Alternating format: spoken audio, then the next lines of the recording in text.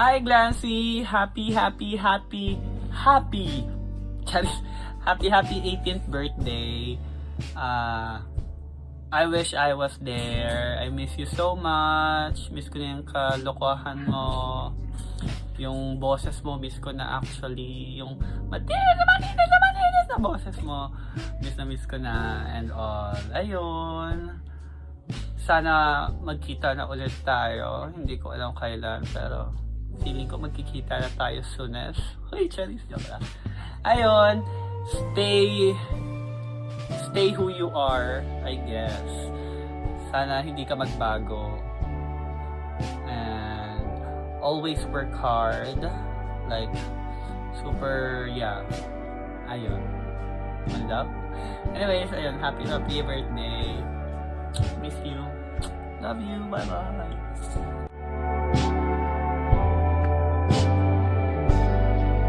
Hi, happy 18th birthday to my beautiful pamangkin/inaanak. May your day be as sweet as you are. I love you. Take care. I'm so proud of you. See you soon.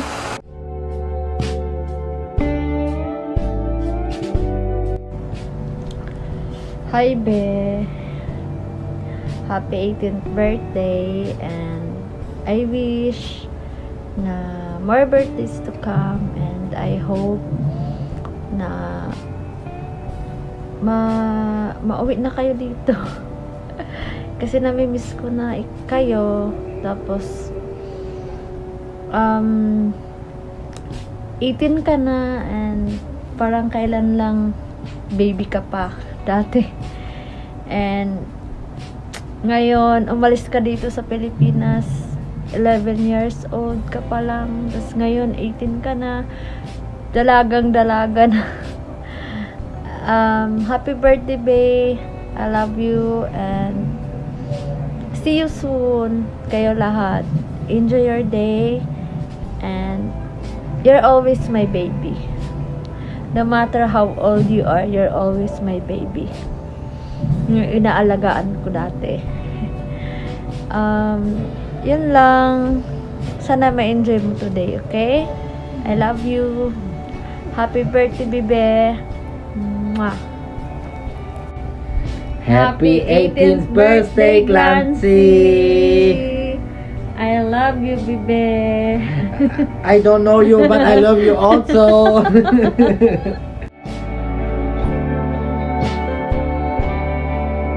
Happy 18th birthday, Glancy. Okay, kakantahan muna kita. Happy birthday. Charot, mali pala yun. Birthday na ni Glancy. Birthday na ni Glancy. Birthday na ni Glancy. Get out. Kaya yun na. Anyway, so, first things first, I want to welcome you dito sa adulthood since 18 na din ako. No? Ayun, first things first, I want to wish you, na ngayong adult ka na, sana magpakabait ka kasi pwede ka nang makulong. Kaya sana magpakabait ka always. Laging makinig kay tito at kay tita, okay? Alam ko naman yan. So, lagi kang makinig sa kanila kasi, di ka naman nila tuturuan ng mali or di ka nila isistray sa maligdaan. And, ayun, I also want to express, my gratitude or my appreciation to you for our laughs, for our memories, and for the wisdom we've shared. You've helped me grow and turn into a better person, and that's like job well done.